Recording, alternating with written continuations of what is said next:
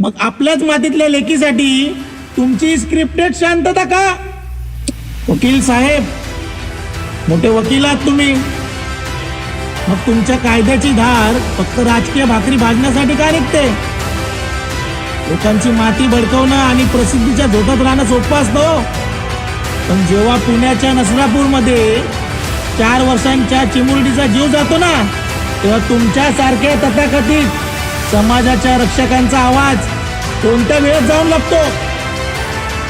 परप्रांतींच्या मागे उभे राहता ना तुम्ही, स्वतःला त्यांच्या घरचे समजताना, मग आपल्याच मातीतल्या लेकीसाठी तुमची स्क्रिप्टेड शांतता का?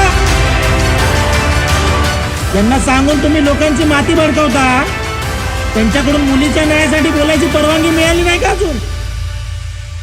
लक्षात ठेवा, ही महाराष्ट्राची जनता आहे, सगळं ओळखते.